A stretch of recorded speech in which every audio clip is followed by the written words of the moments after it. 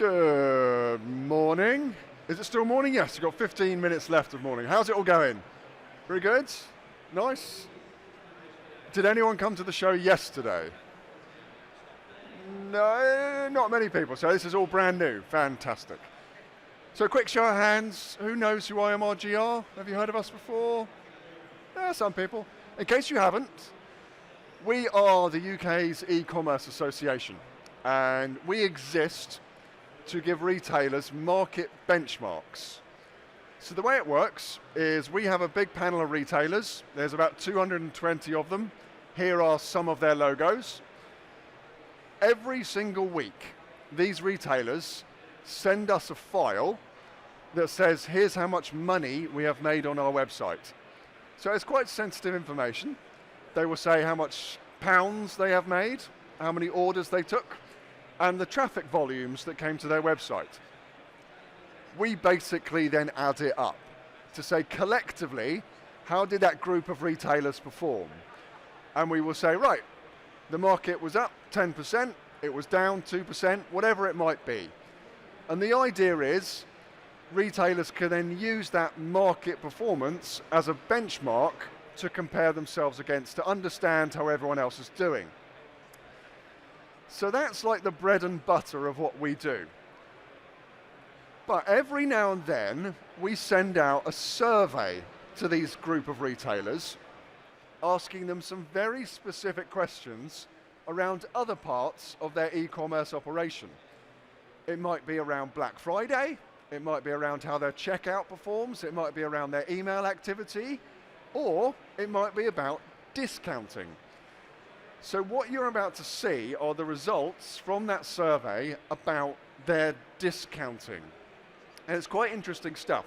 Here's just a bunch of logos and website pages of how often retailers are discounting. You can't help but go onto a retailer's website and find some kind of discount going on at the moment. So what we asked was a whole bunch of questions around how often they are discounting, what proportion it's doing, whether it's working or not, and I've shoved it all into a load of slides that you can now enjoy. So this presentation is going to be broken into 3 parts. First is about 10 minutes from me showing you some facts. Then we have a guest speaker, which is Rosie from Nibble. They've got some really interesting stuff around discounting. And then at the end, it's me again for 10 minutes. So hold on tight. It's going to be good for a Thursday morning. Hopefully it's going to be entertaining. But I do have a little disclaimer before we start. In all of the calculations and numbers that we've done, the term discount is essentially any instance where a full price item had a price reduction on it. Doesn't matter how that price reduction happened, whether it was a voucher code or a normal sale or whatever it is, money was taken off the full price. So let's get into it. First question that we asked, nice and simple. Out of all the money that you have made and all of the items that you sold and all of the orders that you took across a fairly long period from May 22 up until spring this year, what proportion of that came from discounted items? This is what the average retailer told us. And it's quite shocking, really. So that's telling you 54% of the average retailer's revenue, all that money they've collected in their tills, 54% of it came from stuff that had a discount applied. And just under half, in the yellow there, so just under half of all the items sold had a discount applied to it as well. That's the average across that full time period. If you actually plot it across kind of month by month, so this is May 22 and this is up to spring, this is what the industry average looks like each month there. And we've added in a little red linear trend line, and ever so slowly it's going up. Bit by bit, but that red line is creeping up. The amount of discounting that's going on is increasing just slowly. One extra thing that's worth highlighting on this chart are the green blocks.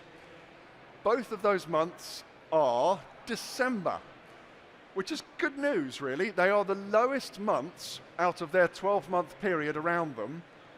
to do with discounting. So during that big season, that big month of Christmas shopping, that is the least amount of discounting that's going on. You want full price sales for your Christmas revenue. So that's good news, but the bad news is what's happening here on the right-hand side. So this is the first 4 months of 2024, and it is also the highest 4 months of consecutive periods for discounting across the entire period. There is no other set of 4 months in a row that had the same amount of discounting that we did at the beginning of this year. So why might that be? Here's a little chart to explain. This is the online retail performance over that same period. So those 220 retailers that give us their sales figures every week, it represents £26 billion in online sales every year. This is their combined performance for revenue. And most of it is negative. That same period that we blocked out in blue is highlighted there. That is the second worst period of revenue of 4 consecutive months in a row.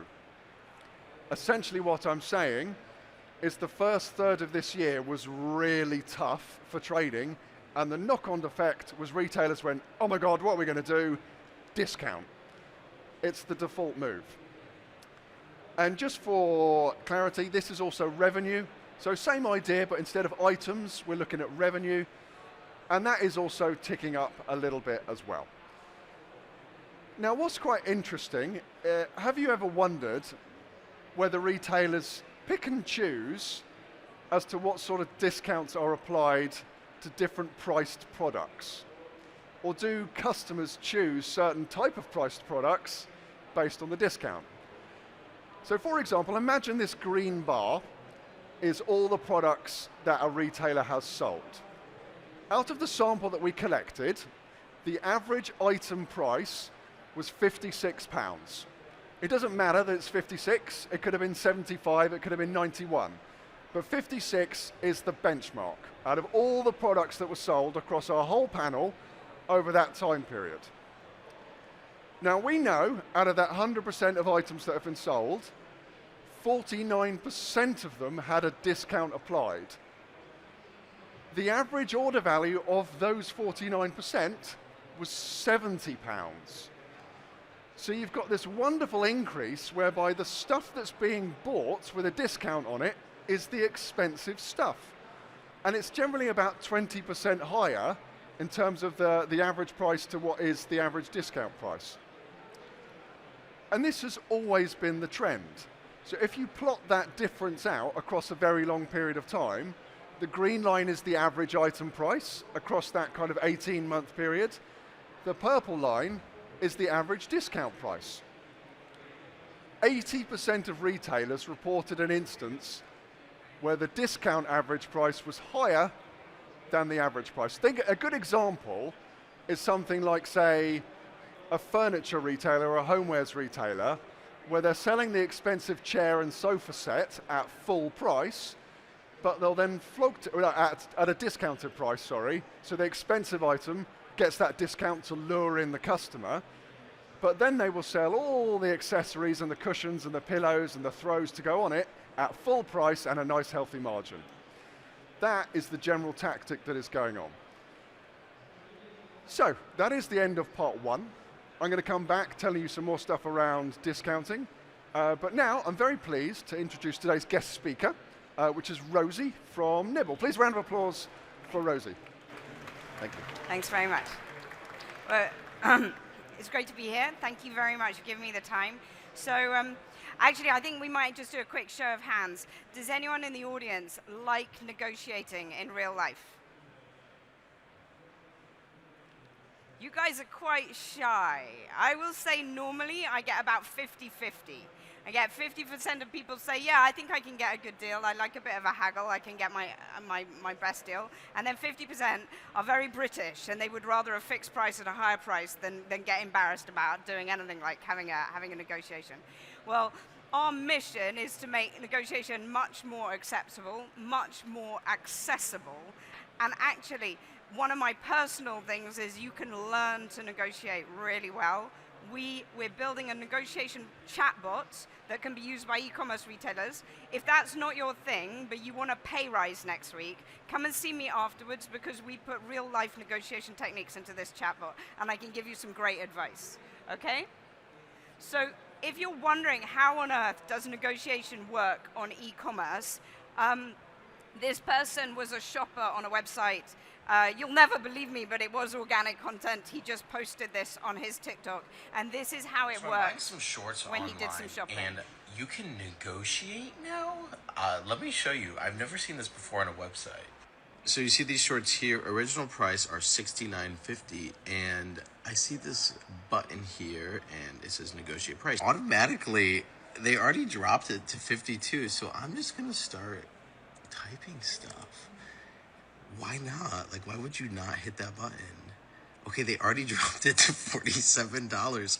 I have never seen this before.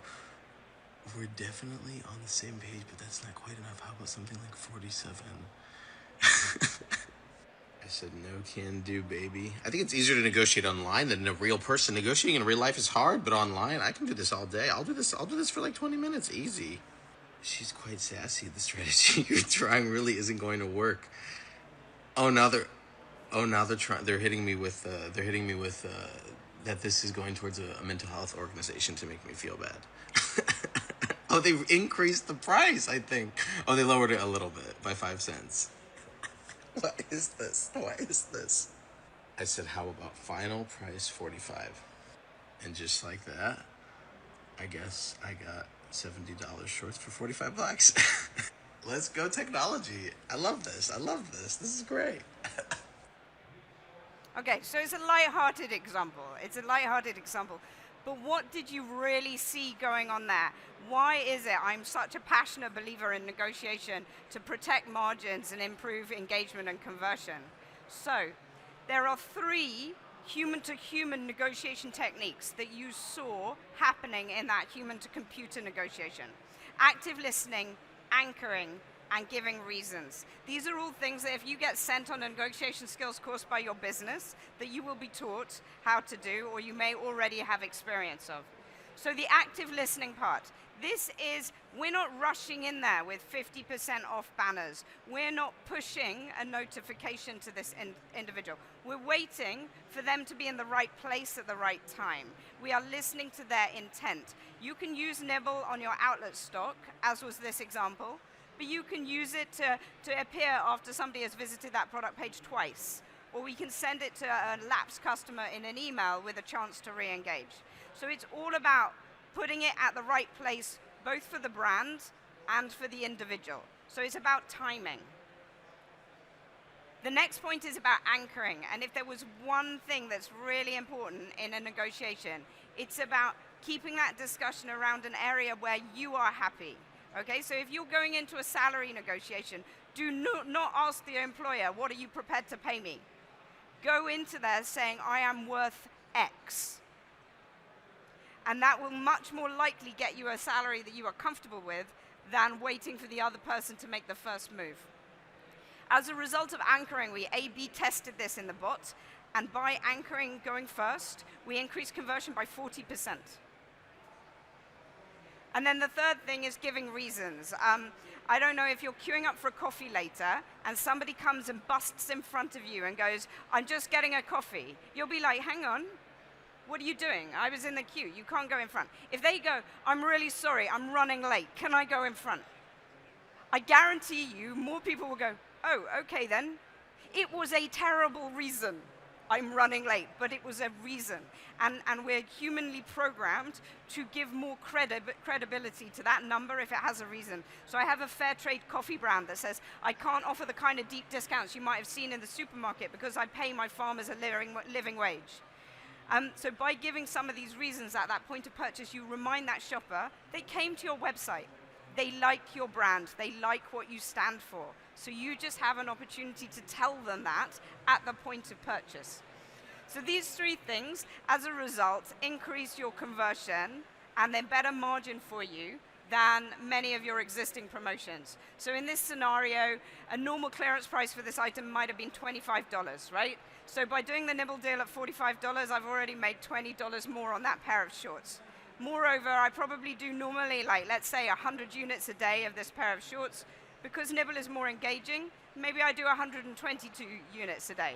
So just a very rough maths, this is why this is a much more profitable answer to discounting than Black Friday, 70% off, huge banners. So most of our clients come to us and they say, Rosie, I feel like it's a race to the bottom. And this is what they're seeing. So we have 200 clients, and this is the data that we saw over the last quarter. So this is blue dot, says what is the discount that somebody asked Nibble for by sector.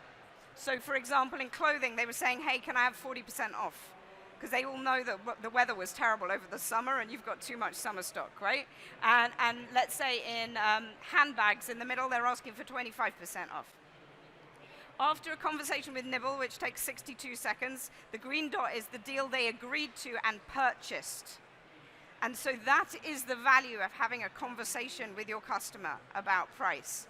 You can persuade them to purchase at a very different level to what they were telling you they needed in the first place. So as a result, you can deploy this in many places where you would previously have used a voucher code or a blanket discount. So we have lots of clients using us as a stock clearance tool or a nudge for a high ticket item, or in business to business where you want to serve somebody 24/7, but they only do their shopping outside of business hours. So I'm very happy to have a conversation about that, or indeed your next tricky negotiation. I'm always very happy to offer human advice on that. Thank you very much. Thanks, Matt. Thank you very much, Rosie. Love that, love that. Okay, so when we're talking about discounts, voucher codes is inevitably going to come up. That was one of the questions that we asked retailers during a survey. If you've just joined us, IMRG sent a survey out to a load of retailers. They gave us some juicy information back about their discounting. One of the questions was their discounting habits. A quick disclaimer, once again, a voucher code in this instance counted as any instance where a customer has gone in and typed a code into that box, typically on the checkout, to get some kind of money off. So, first question, nice and simple, was do you use voucher codes on your website? Yes or no? And in a surprise to absolutely no one, a massive proportion do. Like 93% say yes, we offer it. We did have a little look at this 7% because we thought it was quite interesting why they might not do discounting, to try and find some similarity between them.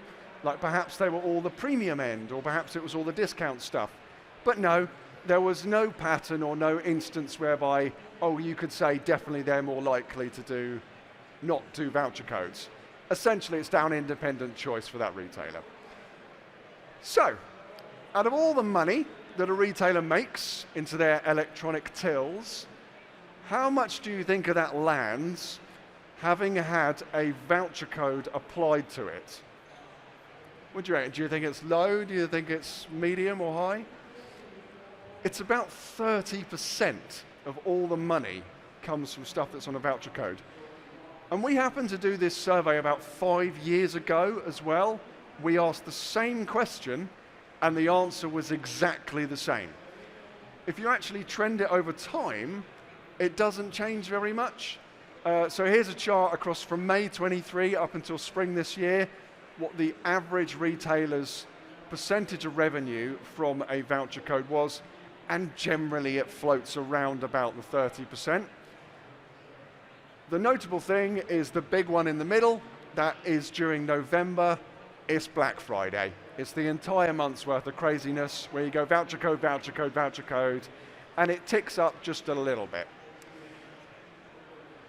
Thankfully though, Christmas, just like you saw before, Christmas is where full price happens a little bit stronger. So that discounting is the lowest of the period.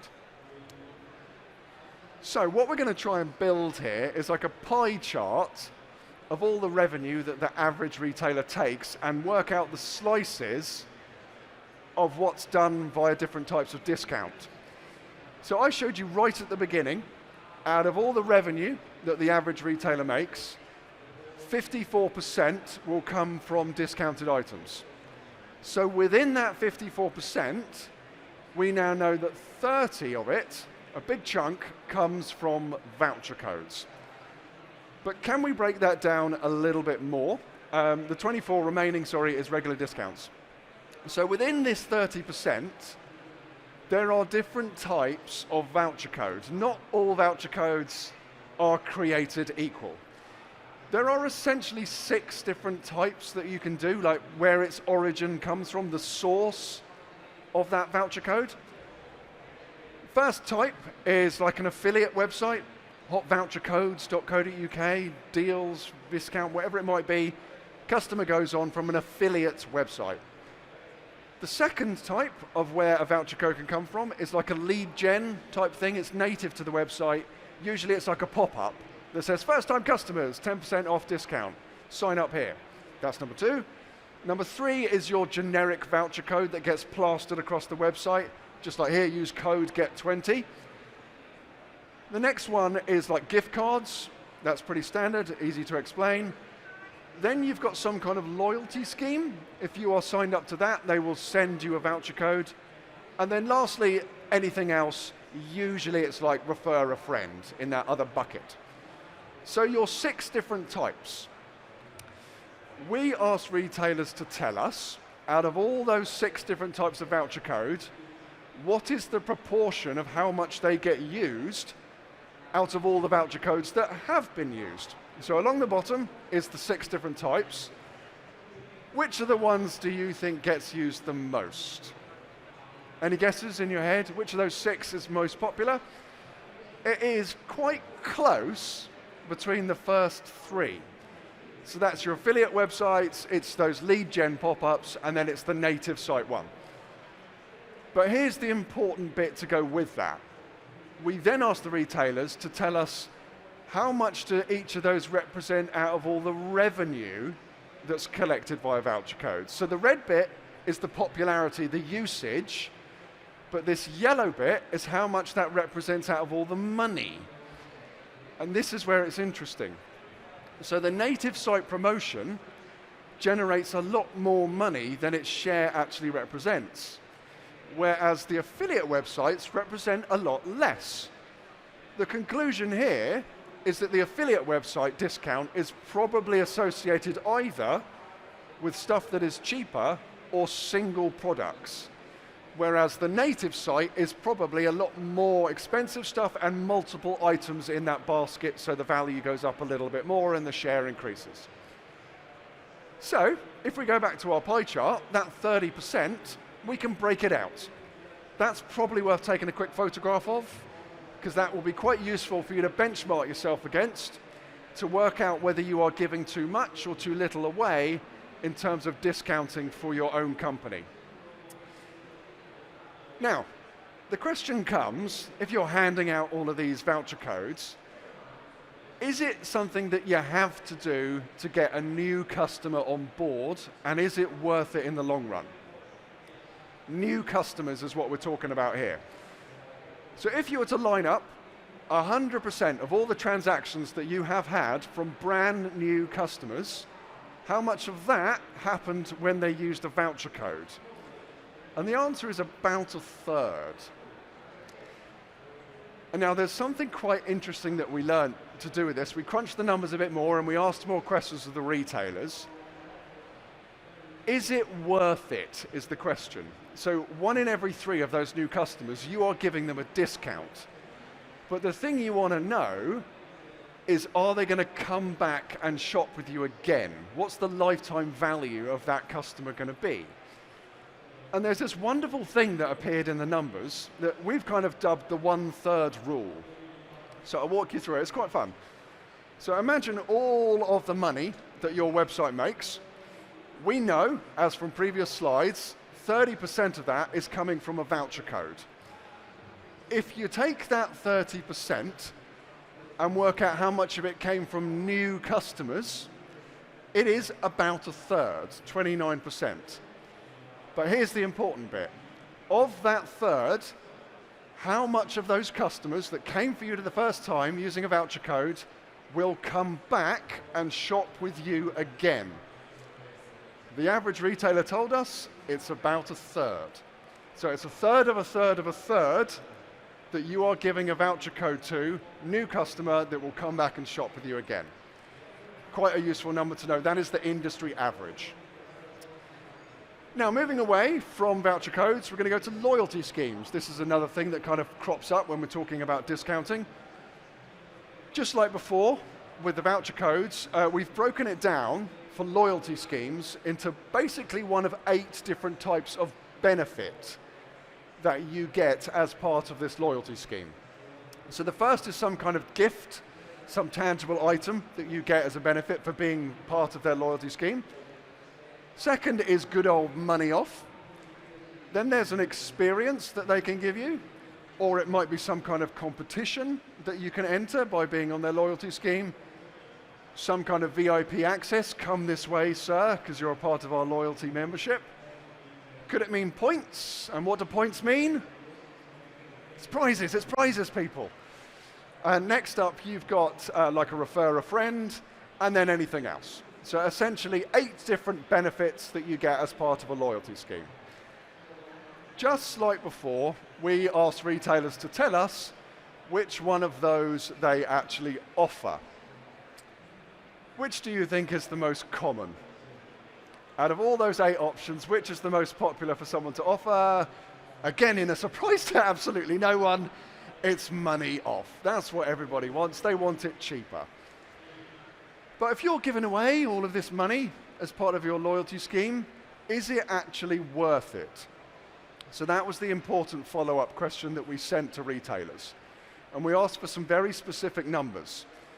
So we asked them to go into their database and tell us, for your average order value, what does it look like for people that are not part of your loyalty member scheme, and what does it look like for those that are?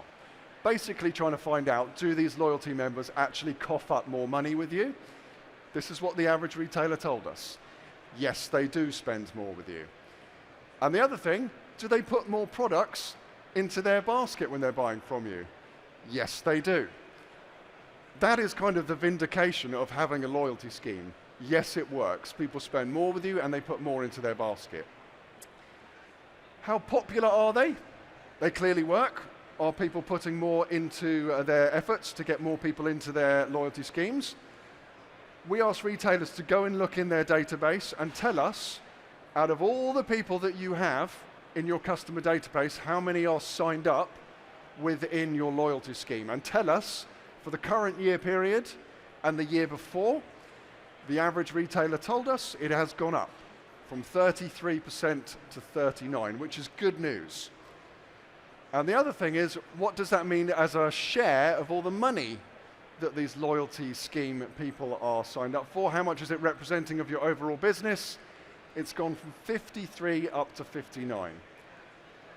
Now, the maths fans among you might notice that that is not a perfect increase either side. Going from 33 up to 39 is an 18% uptick. Going from 53 up to 58, 59 is an 11%. Essentially, that is saying it's not a perfect linear correlation. So as you add more people into your loyalty scheme, it's not always going to keep going up at the same ratio. There's some kind of drop-off. Not all loyalty members are the same. Some will be extra loyal to you and some might not be. And the final question we asked for everyone that is not currently running a loyalty scheme, are you planning to do one? And surprise, surprise, more than half are. So that's it. That's it. That's the end of the section. Hopefully that was interesting for you and you learned something about discounting. One last thing to tell you. If you enjoyed this sort of stuff, do take a look into joining IMRG as a member. We have this great big panel of retailers, and every single week we publish their aggregate sales performance on our dashboard. It's a tool that you would get if you become a member with us. It shows across 35 different product categories. We've got hundreds of metrics to benchmark against. We've got loads and loads of videos on there doing talks like this across other things like Black Friday and the checkout and the product page. if you're interested, we have a stand right there. There's a chap called Danny. Can we have a wave, Danny? There he is. Go have a chat with Danny if you're interested in joining IMRG. But other than that, thank you very much for listening, and thank you for Rosie. Cheers.